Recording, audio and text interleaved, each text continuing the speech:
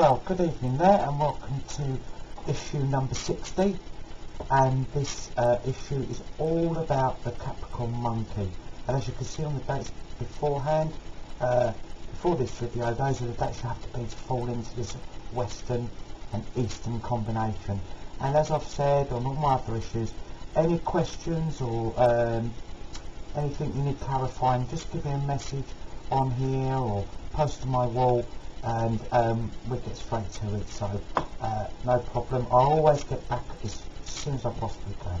Okay, well, let's start straight away with the Capricorn monkey, and let's start with them in the very early years, going into primary school, etc. One thing we've got here, well, we've got the Capricorn, and I spoke about the Capricorn. The Capricorn is very tough in the sense of the ruler Saturn is very distant, therefore it makes them very distant. It's not that they seem distant to you, but their feelings and their the way they run their lives is only as other Capricorns will understand it, and everybody else won't really get it. They know where they're going, they're very ambitious, and you'll even notice as a child there is a certain ambition about them to be the tops, and it might be quiet, it might be bubbling underneath, and normally nothing ever deters them. And it's not that they're insensitive or they're oblivious to everybody else, it's just that their ruling planet, which is Saturn, it dehumanises them a touch, as we would sort of, the everyday person would look at them saying, wow, you know, they're a cold customer, or they're a real cool, you know, a cool as ice person. How did they do that, or how did that not bother them?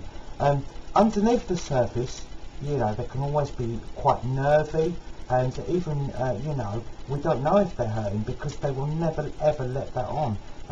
They have their goals, they have their ambitions, and this is set out before, you know, they even enter into competitive worlds. So if we add the monkey into this mixture, well, the monkey on the whole, a bit of a joker, quite vain, likes to be heard and likes to be seen. So what happens when we mix that with the Capricorn?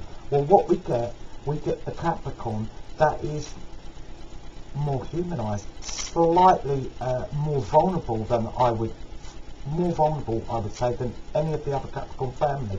You know, they are quite aware of what you say about them. They can get hurt. It's all on the appearance. We talk about when they get older. They're a classic Joneses. If the Joneses have got a car down the road, they want the car, or they'll want to be the first to get the car because it's achievement, it's ambition, it's striving.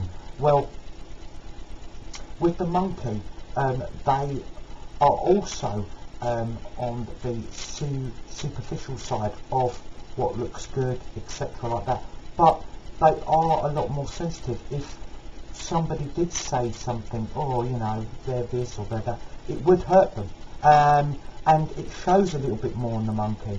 They can't, even Capricorn with Saturn cannot hide this, you know, so you get maybe a bit more of a human character, someone you can relate to a bit more. And I'm not saying that Capricorns aren't excellent friends, or they aren't, you know, they're cold with everybody. That's far from it. What I'm trying to say is they'll be very practical in their view. If there's a problem, they will look at it as the cleanest, strictest way of achieving.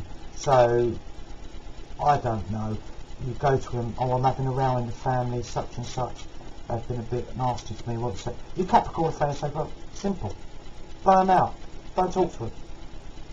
You know, and that's how they would deal. That's how they deal with their things. It's clean and it's precise and it's severe, and that's how. And then they get on because that's they think they're helping you, and they probably are in certain ways. But it's a cold response, and sometimes people look at that and go, wow, that seems a bit harsh. But that is the way they've been made. With the monkey though, you do get that bit more sensitivity. you get an excellent friend, absolutely. But you would get one that's a little bit more sensitive to you, to their own problems, and they aren't a bit blasé. They're not blasé in the sense of, you know, things can get in the way of their achievements, like the heartstrings can. You know, certain ill fortune that comes along to everybody, lack of money, bit of bad luck here and there, you know, and it does affect them. You know, they will say, wow, you know, they won't look at it and blame themselves. Like a lot of Capricorns will blame themselves. They say, well, I wasn't tough enough to get that job, what, you know, and they go inward, and then they attack themselves, say, you must achieve, you must achieve. But the monkey really does make these, as I say, a lot more approachable and a lot more human. So that's what we see with this character, going all the way through the high school years. Somebody that will laugh and joke, and somebody that will cry. Just has that emotion and a bit of earthiness that, although Capricorn's an earthy sign, you might think it's an ice sign. But, you know, this is what it does. And I really think it's quite beneficial for the Capricorn, really, to see how ordinary folk feel. And I don't mean that in a disrespectful way. I've got many good Capricorn friends, but, you know, just to you know, get into the rhythm of, you know, situations, and they can, you know, they can empathise, and that's a key aspect. Getting them to empathise and getting them to think, oh yeah, hold on a minute, yeah, that is nasty, or that is cold, or yeah, you were treated badly there, that was insensitive. So this is the key, and this is what it does. If we find them in their professions, well, we've got the monkey, as we know, that's very bright, and the Capricorn that will achieve. But we're going to have somebody who's going to be, I would say, very good in group and team sense. I would imagine boss material, or a level below, someone that can interact quite well. And you know, the monkey's a good stand-up worker as well. The Capricorn's an excellent worker. So we have a top worker here. We've got somebody who doesn't mind rolling their sleeves up, the lads or the girls, or, you know, somebody who's going to get in there, but somebody who does carry a bit of authority as well. I can imagine them enjoying the group thing, you know, working as a team, and I think it'd be very good for them as well. You know, the Capricorns sometimes have trouble with that, getting involved in group activities on the whole, but this one won't, and they very much enjoy it. They've had some good banter, got a wonderful sense of humour as well, and as I say, will make a great friend. If we look at the partners that will attract the Capricorn monkey, and vice versa, who will be attracted to them? Well, really we have to go to the rat family for the monkey. The Capricorn monkey will really especially appreciate the rat's intuitiveness, their resourcefulness, their accumulation of money, and also they're quite good natured, and they're, you know, they're sort of happy-go-lucky a bit, you know, and they do battle on, and they're achievers as well. So this would be a great union. And the rat actually gives the monkey a bit of balance, where the monkey can get a bit sensitive and a bit choppy changey with getting hurt and thinking that nobody, oh, the world doesn't love me anymore, that, you know, like that. But the rat keeps it nice and balanced, say, come on, you know, you've got me, and that they get a good team effort going as a union. It'd be very passionate union as well. There won't be no worry about any problems there in the bedroom. There'll be very fantastic match together, nice and warm, and as I say, very exclusive. So what we need to think of really is, in the rat family, we've got to think of the Piscean rats, the Virgo rats, the Taurian rats, and the Scorpio rat. Wonderful, wonderful matches.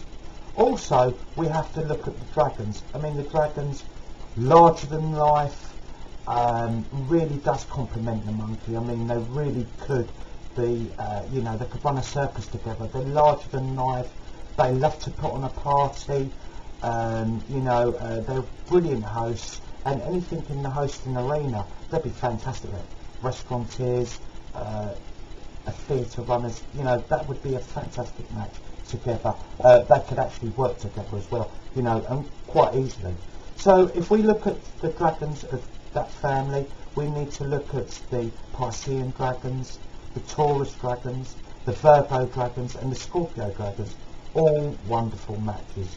The ones we've got to avoid for the monkey is, as we've said in the past, is tigers, and this is no exception.